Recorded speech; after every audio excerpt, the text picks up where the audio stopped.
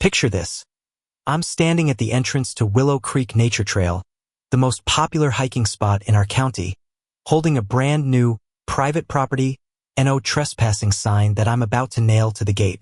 Behind me are 3 bulldozers ready to tear down the wooden trail markers that have guided families and nature lovers for over 15 years. The same HOA president who fined me $3,000 for hunting on my own land is standing 50 feet away, watching in complete shock as I permanently close off the one place that brings joy to everyone in Millbrook Estates. She has no idea that I now own every single acre of this beautiful wilderness area. She has no idea that her crusade against my hunting hobby is about to cost the entire community the outdoor paradise they've enjoyed for decades. And she definitely has no idea what I'm planning to do next. But how did a simple hunting trip turn into the biggest real estate purchase of my life? And what happens when 200 angry neighbors realize they'll never walk these trails again? Let me take you back to where this all started, 8 months ago, when I thought the biggest problem in my life was choosing between a bow and a rifle for deer season. My name is Jake Morrison, and I've been hunting since I was 12 years old. My father, Robert Morrison, taught me everything I know about tracking, safety, and respect for nature. We lived on 47 acres of beautiful woodland in Millbrook Estates, a community that perfectly balanced suburban convenience with rural charm. Our property had been in the Morrison family for 3 generations, long before there was ever a homeowners association or fancy neighborhood rules. The land was perfect for hunting. Thick oak and pine forests, rolling hills, a small creek that attracted deer and wild turkey, and enough space that you could spend hours without seeing another human being. Every fall, when the leaves turned golden and the air got crisp, I'd wake up before sunrise, grab my gear, and head into my own backyard for what felt like a spiritual experience. My wife Emma always said hunting was my therapy. After long days working as a construction supervisor, dealing with deadlines and difficult clients, those quiet hours in the woods brought me peace. Emma understood that hunting wasn't just about bringing home venison for the freezer, though we certainly enjoyed that benefit. It was about connecting with nature, honoring family traditions, and finding the kind of silence that's impossible to find in our busy world. Our daughter Lily, who was 16, had recently started joining me on some of my hunting trips. Not to hunt herself, but to learn about wildlife photography. She'd bring her camera and capture amazing pictures of deer, rabbits, and birds while I sat quietly in my tree stand. Some of our best father-daughter conversations happened during those early morning walks through the forest, when the world was still waking up and we had nature all to ourselves. "Dad, look at this," Lily whispered one October morning, showing me a photo she'd taken of a beautiful 8-point buck.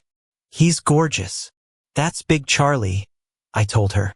"I've been watching him grow for 3 years. He's smart, always knows when I'm around." "Are you going to hunt him?" "Maybe next season. He's earned another year to enjoy his kingdom." These were the moments that made everything worthwhile.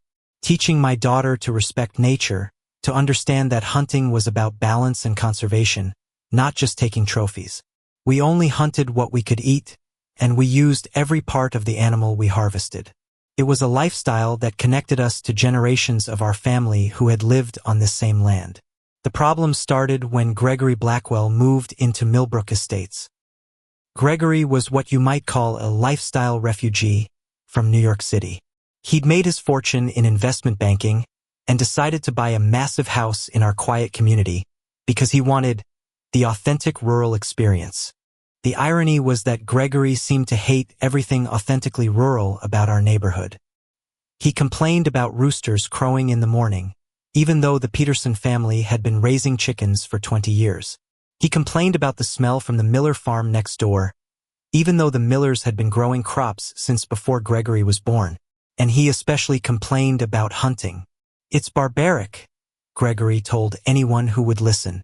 "We live in the 21st century. There's no need to go around shooting innocent animals for sport."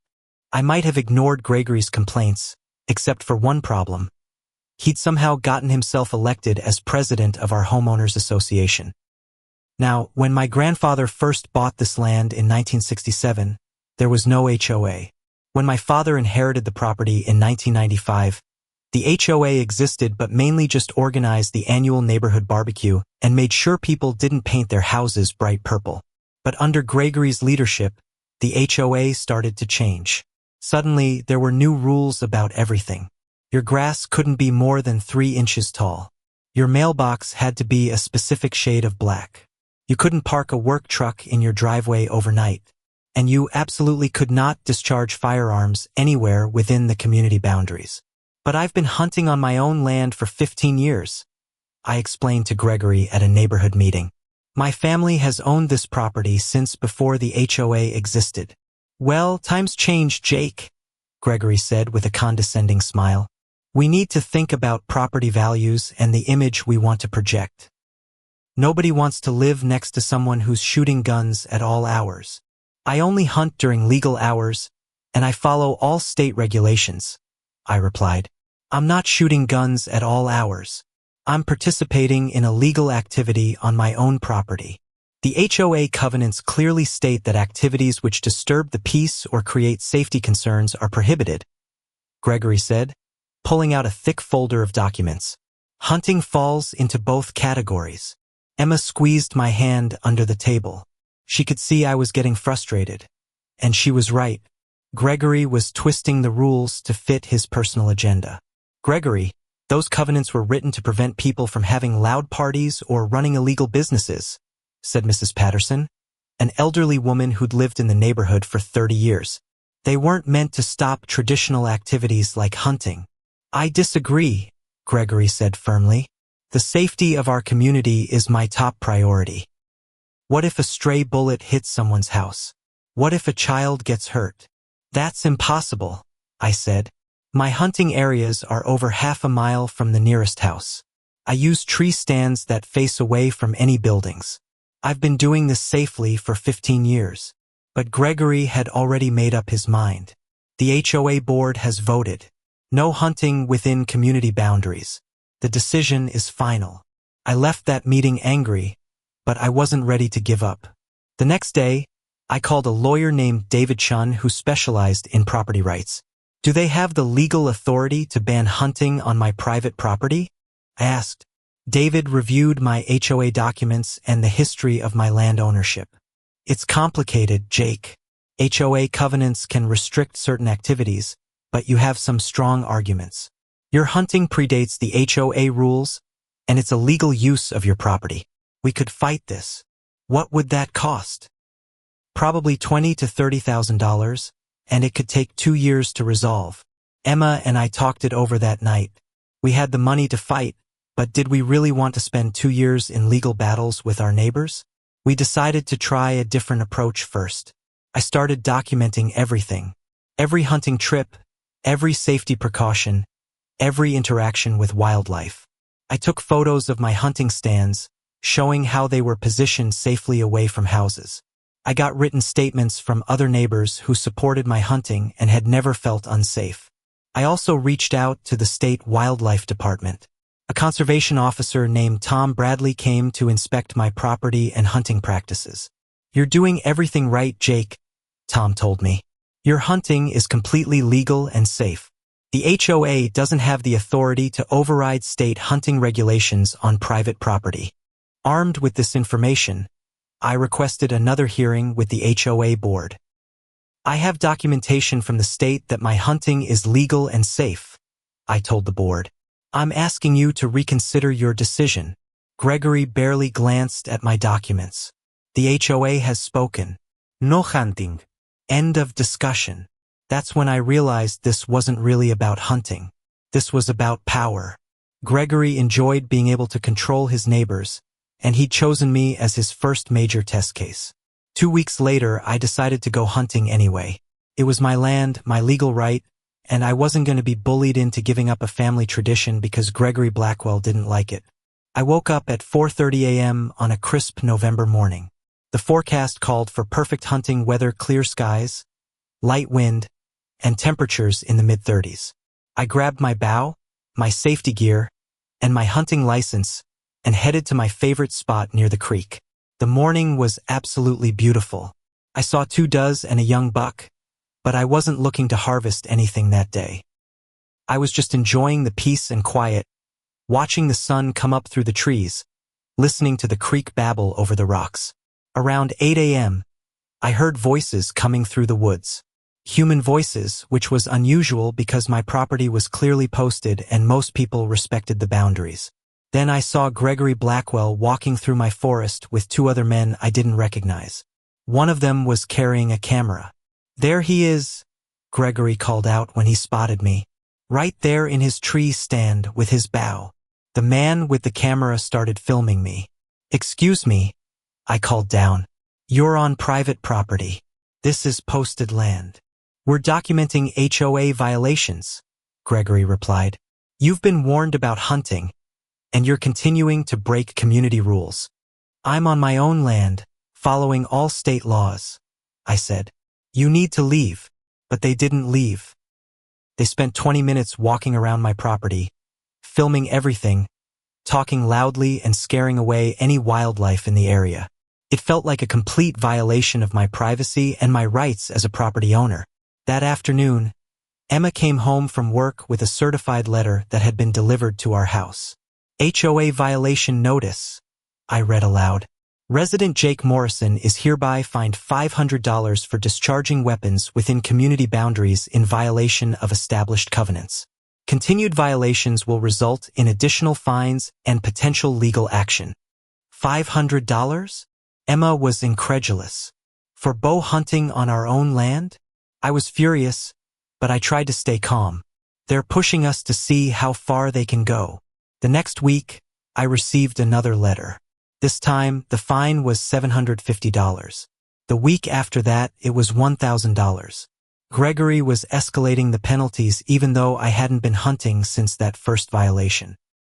"They're fining you for hunts that never happened," Emma pointed out. "I know.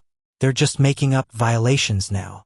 But the final straw came when I received a certified letter demanding $3,000 in accumulated fines and threatening to place a lien on our property if we didn't pay within 30 days. "This is insane," Emma said. "They're trying to steal our house because you went bow hunting on your own land." That night, I called David Chin again. "They're claiming you've been hunting every week, even when you haven't?" David asked. "That's right. They're just making up violations." "Jake, this is harassment. We can fight this, but I'm going to be honest with you. It's going to be expensive and ugly. These HOA disputes can drag on for years." I hung up the phone feeling defeated. Gregory had found a way to make our lives miserable, and there didn't seem to be anything I could do about it. But then Emma said something that changed everything. "You know what's really unfair? Gregory and all his supporters are probably out hiking on Willow Creek Trail every weekend, enjoying nature, while they're trying to stop you from doing the same thing on your own land." She was right. Willow Creek Nature Trail was a 200-acre wilderness area that bordered our community. It had beautiful hiking trails, camping areas, and some of the best wildlife viewing in the county. Most of our neighbors, including Gregory, used those trails regularly. "I wonder who actually owns that land," I said. The next morning, I drove to the county courthouse to research the property records for Willow Creek Trail. What I discovered was surprising. The land was owned by something called Millbrook Recreation LLC, which had purchased it from a logging company in 2010. The LLC had created the trails and opened them to public use, but they weren't actually required to keep them open. They were a private company that had simply chosen to allow public access. I spent the next few hours researching Millbrook Recreation LLC. It turned out to be a small investment group that had bought the land hoping to eventually develop it into a residential subdivision. But when the housing market crashed, they decided to just maintain it as trails to avoid paying development costs while they waited for better economic conditions. That's when I had an idea that was either brilliant or completely crazy. I called the phone number listed for Millbrook Recreation LLC and spoke to a man named Robert Hayes. "We're not really interested in selling," Robert said when I asked about purchasing the Willow Creek property. "The land value keeps going up, and we figure we'll develop it eventually. What if I made you an offer you couldn't refuse?" "What kind of offer?" I did some quick research on comparable land sales in our area. Undeveloped woodland was selling for about $8,000 per acre. At 200 acres, the Willow Creek property was probably worth around $1.6 million. What if I offered you $2 million cash? I said. There was a long pause on the phone. Are you serious? Robert asked. Completely serious. I can close in 30 days. Mr. Morrison, can I ask why you want to buy a wilderness area? Are you planning to develop it? No, I said. I want to preserve it, and I want to control who gets to use it. Another long pause.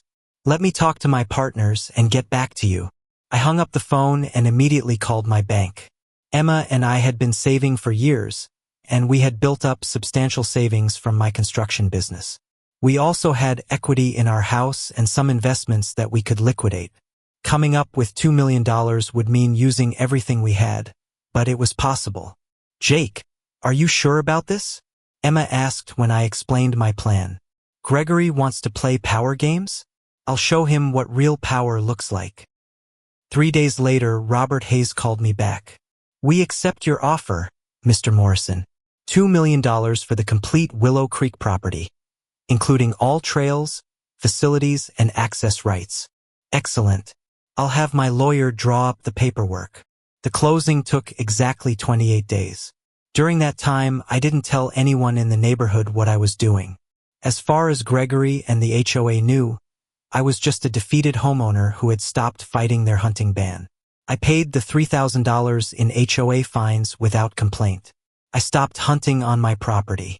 I acted like a man who had given up, but I was actually preparing for the biggest surprise of my life. On the morning of December 15th, I officially became the owner of all 200 acres of Willow Creek Nature Trail. Every hiking path, every camping area, every scenic overlook that our neighbors had enjoyed for over a decade was now my private property, and I was about to use that ownership in a way that nobody saw coming.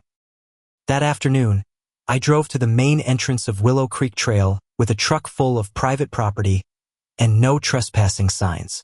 I also brought a professional surveyor to mark the exact boundaries of my new land. I was installing the first sign when I heard a familiar voice behind me.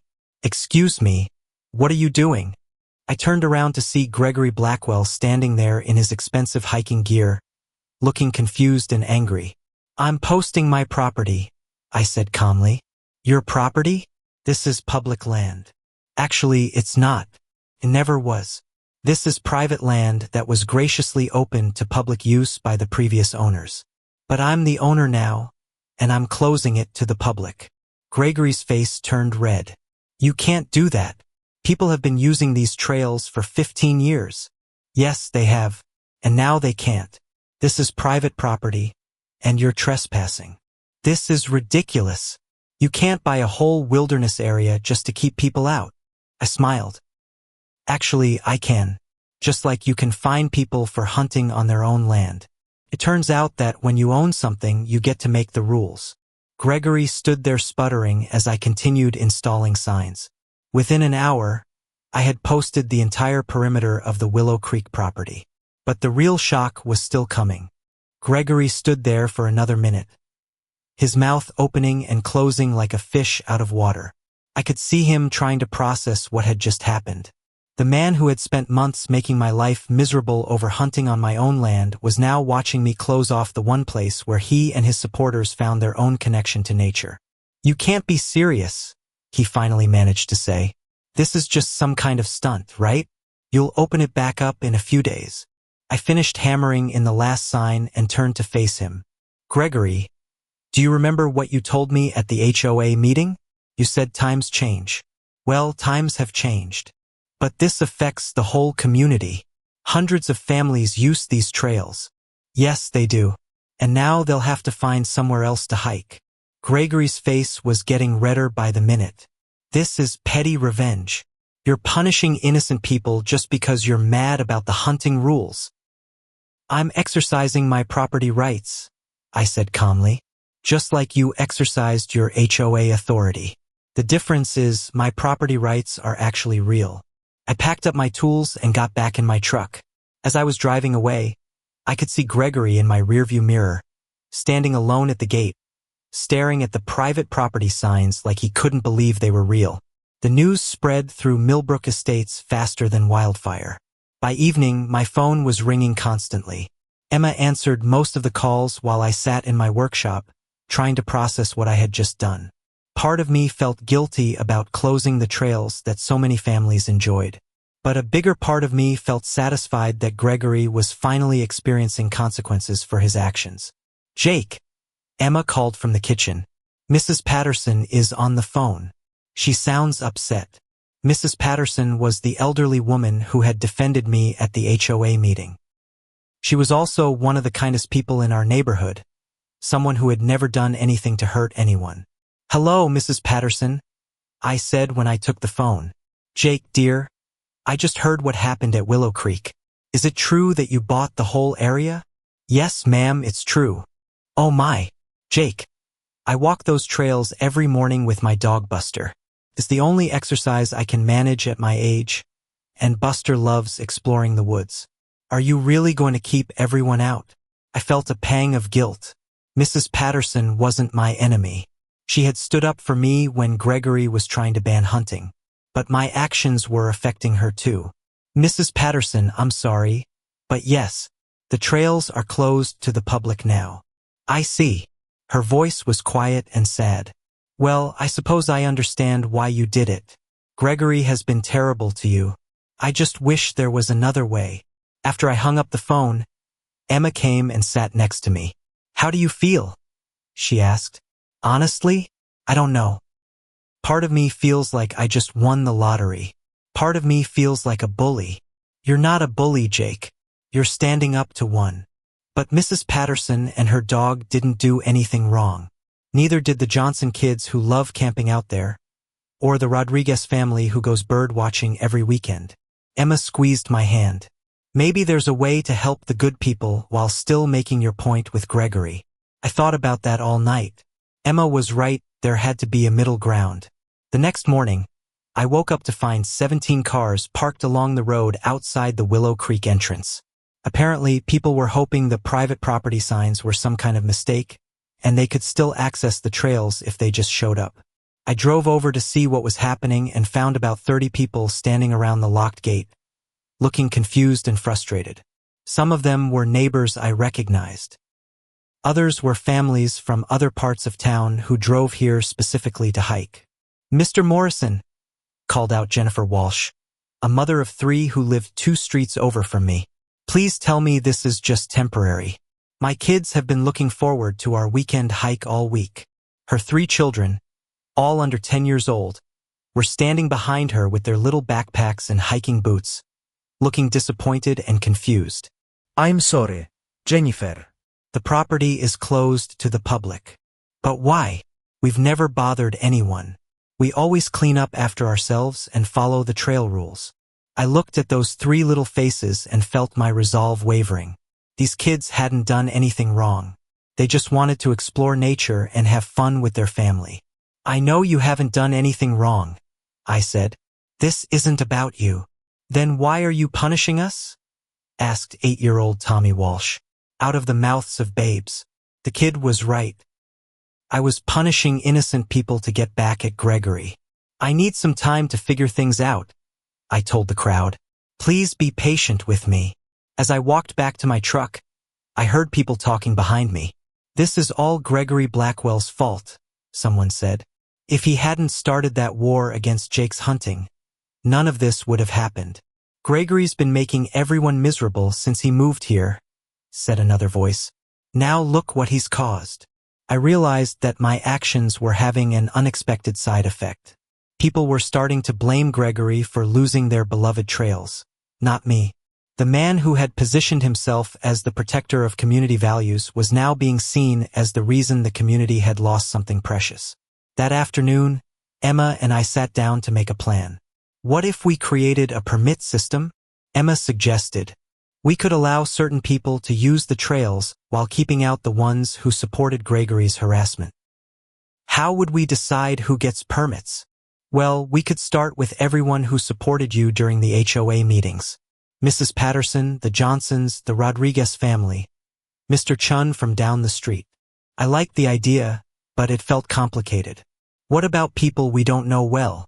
like Jennifer Walsh and her kids. We could have an application process. People could explain why they want access, and we could approve or deny based on whether they were part of the problem. It was a fair compromise. The people who had supported Gregory's harassment campaign would lose their hiking privileges, while the innocent families could still enjoy the trails. We spent the evening creating a simple application form. People would need to provide their name, address, and a brief explanation of why they wanted trail access. We would review each application and grant permits to people who hadn't been part of the HOA harassment. Sunday morning, I posted signs at the Willow Creek entrance explaining the new permit system. Within hours, applications started appearing in my mailbox. Most of them were heartbreaking. "Please let my grandmother continue walking here," wrote Sarah Mitchell, a young woman I didn't recognize. She's 87 and has been hiking these trails for 10 years. "It's the only thing that keeps her active and healthy. My son has autism and these trails are the only place where he feels calm and happy," wrote another parent. "We come here 3 times a week for therapy walks. I'm a veteran with PTSD," wrote a man named David Thompson. "Walking in these woods helps me deal with anxiety and depression. This place has probably saved my life." Reading these applications made me realize how much the Willow Creek trails meant to people. This wasn't just a recreational area, it was a lifeline for many families dealing with health issues, disabilities, and personal struggles.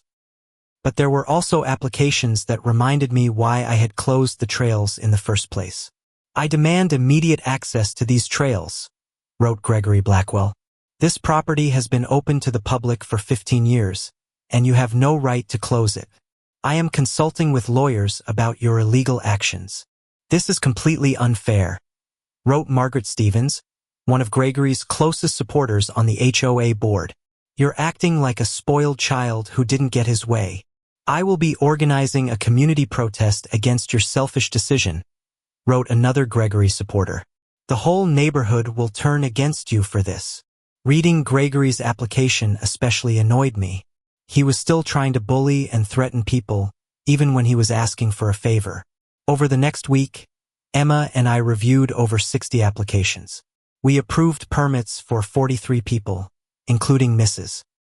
Patterson, the Walsh family, the veteran with PTSD, and the grandmother who needed her exercise walks. We denied permits to Gregory, Margaret Stevens, and 8 other people who had actively supported the hunting harassment or who had written demanding rude applications. The permit system worked better than I had expected. The people who received access were grateful and respectful. They followed all the trail rules, cleaned up after themselves, and even sent thank you notes. But the people who were denied access were furious. Gregory started showing up at my house every few days, demanding to speak with me. When I wouldn't answer the door, he would leave angry notes threatening legal action. "You cannot create a private kingdom and decide who gets to enjoy nature," one note read. "This is America, not medieval England." Margaret Stevens organized what she called a Trail Liberation March, where 15 people walked up to the Willow Creek gate carrying protest signs. When they realized the gate was locked and they couldn't actually enter, they mostly just stood around complaining for an hour before going home. But the funniest incident happened when Gregory tried to sneak onto the trails through the back entrance. I had installed security cameras throughout the property, partly for safety and partly because I was curious about the wildlife. Around noon on a Tuesday, I got an alert on my phone that motion had been detected near the creek entrance. I pulled up the camera feed and saw Gregory Blackwell crawling under a fence, dressed in camouflage clothing and carrying a large hiking backpack. He was clearly trying to access the trails without permission. I called Tom Bradley, the conservation officer who had supported my hunting rights. "Tom, I've got a trespasser on my property. Can you come take a look?" "Sure, Jake. I'll be right over." By the time Tom arrived, Gregory had hiked about a mile into the woods. We followed the trail in Tom's official vehicle until we found him sitting by the creek, eating a sandwich and acting like he belonged there. "Excuse me, sir," Tom called out. "You're on private property." Gregory looked up and saw me standing next to a uniformed conservation officer. His face went white. I was just..." "You were trespassing," Tom said firmly. "The property owner has asked you to leave." But I've been hiking here for years. That was when the previous owner allowed public access. The current owner does not. You need to leave immediately, and if you come back without permission, you'll be arrested. Watching Gregory get escorted off his beloved trails by a law enforcement officer was one of the most satisfying moments of my life. But the real victory came 2 weeks later. I was working in my garage when Emma came running outside with a huge smile on her face. "Jake, you need to see this." She handed me a letter addressed to all residents of Millbrook Estates. It was signed by 47 families, more than half the neighborhood.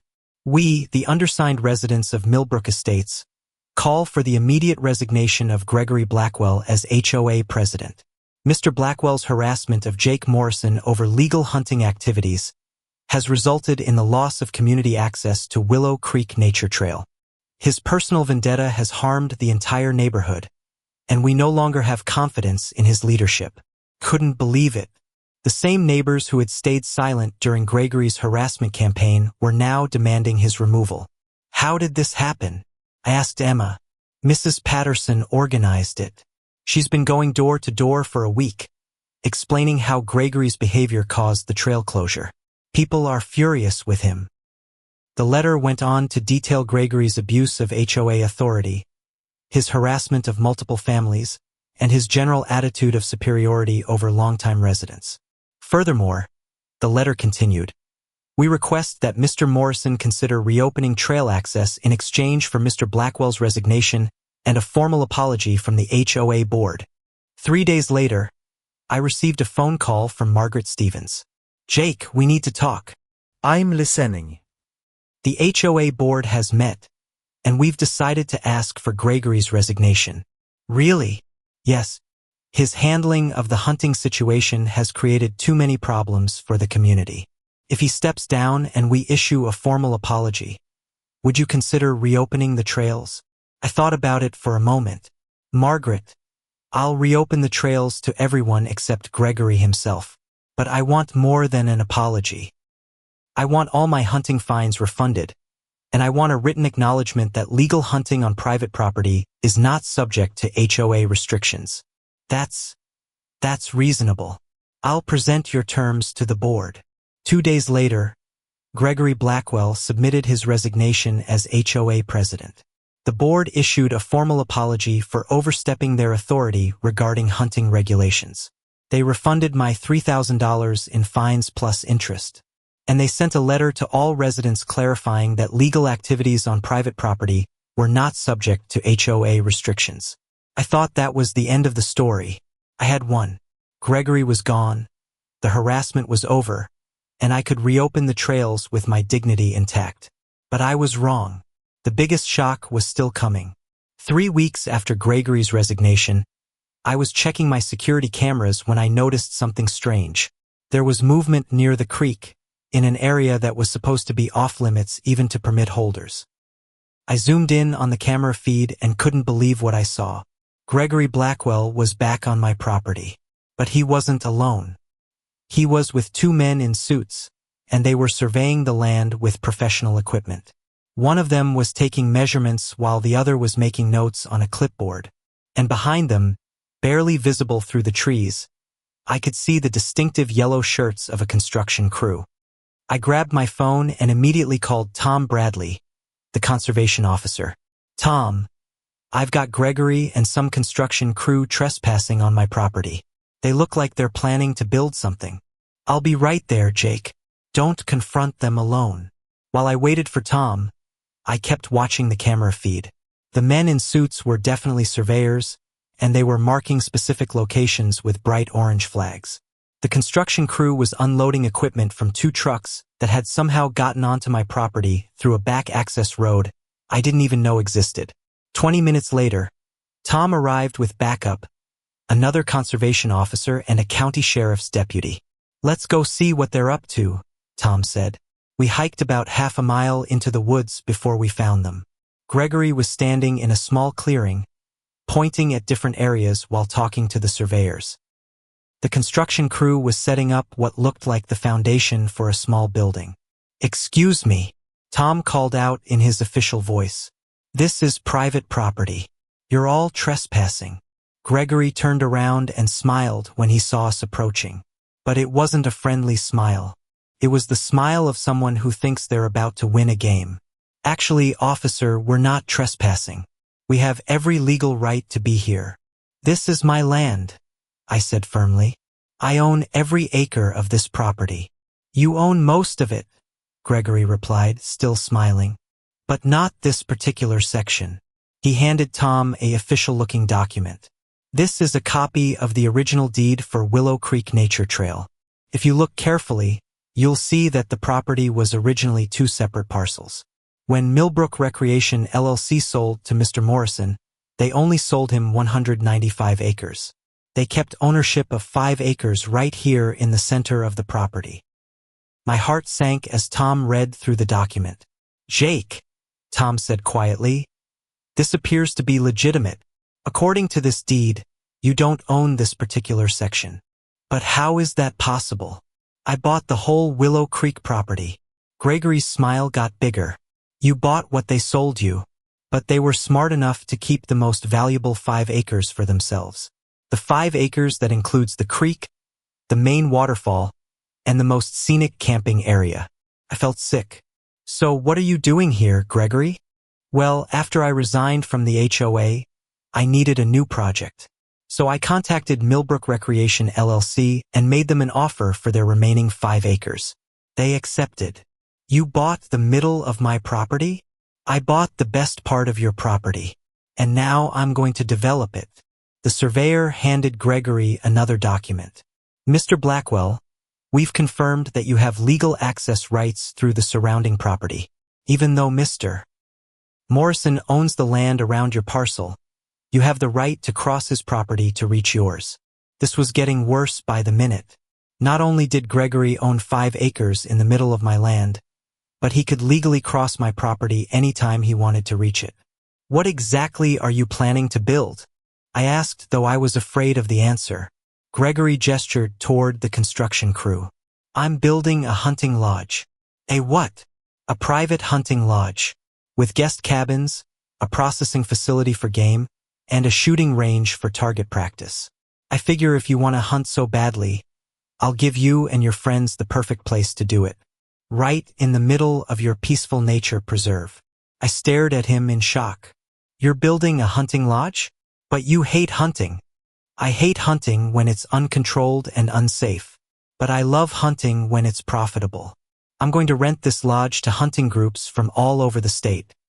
Imagine dozens of hunters tramping through your trails every weekend, shooting guns at all hours, processing deer carcasses, having loud parties around campfires.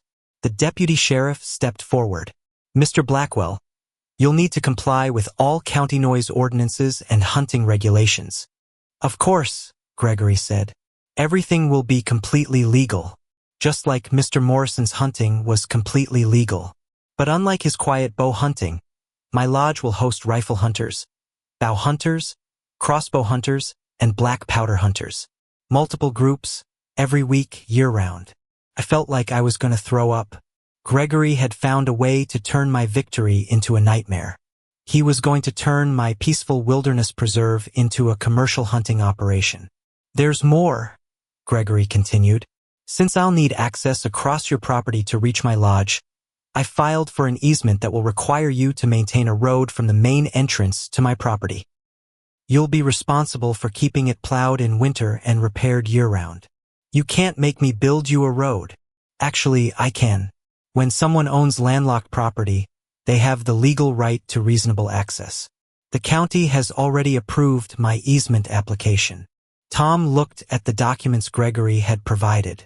Jake, this all appears to be legal. He's following proper procedures. I couldn't believe what was happening. In trying to get revenge on Gregory, I had walked into a trap that was going to make my life 10 times worse than it had been before. But then something unexpected happened. Mr. Blackwell, said one of the surveyors, we've found a problem. What kind of problem? The surveyor was looking at his equipment with a confused expression. According to our GPS coordinates, your 5-acre parcel is supposed to include the main waterfall. But the waterfall is about 50 yards outside the boundaries of your deed. Gregory's smile faltered. That's impossible. The waterfall was specifically mentioned in the property description. I'm sorry, sir, but property descriptions from 1987 aren't always accurate. The waterfall is definitely on Mr. Morrison's land, not yours. Well, what about the creek? The surveyor checked his notes. The creek runs through both properties, but the most scenic section with the swimming holes is on Mr. Morrison's side. I could see Gregory starting to panic. His revenge plan was falling apart. What exactly do I own? Gregory demanded. You own 5 acres of woodland. It's nice property, but it doesn't include the waterfall, the main creek views, or the best camping areas. Those are all on the Morrison property. Gregory looked around the area where his construction crew was working. Without the waterfall and creek views, it was just a random section of forest. This is still good enough for a hunting lodge, he said, but his voice lacked conviction. That's when the county sheriff's deputy spoke up. Mr. Blackwell, I need to inform you that there's been a complaint filed about your construction activity. What complaint? The county environmental office received a report that you're building in a protected wetland area. All construction is suspended until an environmental impact study can be completed. Gregory's face went white. Wetland? There's no wetland here. The deputy pointed to a marshy area about 30 yards from where we were standing. That's classified as a protected wetland habitat. Any construction within 100 yards requires special permits and environmental review. The process usually takes 6 to 12 months. I looked at the marshy area and realized I had seen deer, wild turkeys, and other wildlife there many times during my hunting trips. It made sense that it would be protected habitat. But I've already invested thousands of dollars in surveying and planning, Gregory protested. You should have checked with the environmental office before you started, the deputy replied. All work has to stop immediately. As the construction crew started packing up their equipment, I realized that Gregory's plan was crumbling. He had spent his own money to buy 5 acres of landlocked forest that he couldn't develop because of environmental restrictions. But I wasn't done with him yet. Gregory, I said, I have a proposition for you. He looked at me suspiciously. What kind of proposition? You bought 5 acres in the middle of my property that you can't build on. I'm willing to buy those 5 acres from you. For how much? I thought about what those 5 acres were worth to me versus what they were worth to him. To me, they were priceless because they were right in the heart of my wilderness preserve. To him, they were worthless because he couldn't develop them. I'll give you exactly what you paid for them, plus your surveying and legal costs. Gregory considered this for a moment. What about my hunting lodge plan? What hunting lodge? You can't build anything because of the environmental restrictions. And even if you could build, you don't have the waterfall, the creek views, or the scenic areas that would make it attractive to hunters. I could see him realizing that I was right. His revenge plan had backfired completely. Fine, he said finally. I'll sell you the land. But I want my money back plus 20% interest for the trouble you've caused me. Deal, I said immediately. 3 weeks later, I officially owned all 200 acres of the Willow Creek Nature Trail property. Gregory's attempt at revenge had cost him thousands of dollars and months of stress, while I ended up with exactly what I had wanted from the beginning, complete ownership of the wilderness area. But the story wasn't over yet. The day after I purchased Gregory's 5 acres, I made an announcement to the entire Millbrook Estates community. I sent a letter to every house explaining my final decision about the Willow Creek trails. After months of consideration, I have decided to donate the entire Willow Creek Nature Trail property to the County Parks Department. The trails will be permanently preserved as public wilderness area, open to all families for hiking, camping, and nature education. The county has agreed to maintain the trails and ensure they remain accessible to future generations. The response was incredible. Families throughout the community sent thank you letters. Mrs. Patterson and her dog Buster were among the first visitors when the trails officially reopened under county management. The Walsh children organized a neighborhood cleanup day to make sure the trails stayed beautiful. Even better, the County Parks Department created a small plaque near the main entrance that read, Willow Creek Nature Trail, donated by the Morrison family for the enjoyment of all families and the preservation of local wildlife habitat. But my favorite part of the whole story happened 6 months later. I was bow hunting on my own property, legally and peacefully, just like I had always done, when I saw a familiar figure walking along one of the Willow Creek trails. It was Gregory Blackwell, hiking alone with a small backpack. He saw me in my tree stand and stopped walking. For a moment, we just looked at each other across the forest. Then Gregory did something I never expected. He nodded his head slightly in what looked like acknowledgement, maybe even respect. I nodded back. He continued walking down the trail, and I went back to enjoying the quiet morning in the woods. Sometimes the best victory isn't about beating your opponent. It's about finding a way for everyone to get what they really need. Gregory got his hiking trails back. The community got their wilderness area preserved forever. And I got to continue hunting on my own land while also knowing that I had helped protect 200 acres of beautiful forest for future generations. Most importantly, I learned that sometimes the best way to win a fight is to turn it into something bigger than yourself. Instead of just defending my right to hunt, I ended up preserving a wilderness area for an entire community. Emma was right, as usual. There had been a way to help the good people while still standing up to the bully. It just took a little creativity, a lot of patience, and the willingness to see beyond my own anger to find a solution that worked for everyone. Well, almost everyone. Gregory never did get his hunting lodge. But he did get something better. He got to be part of a community that values both individual rights and collective good. And that, in the end, was worth more than any revenge I could have dreamed up.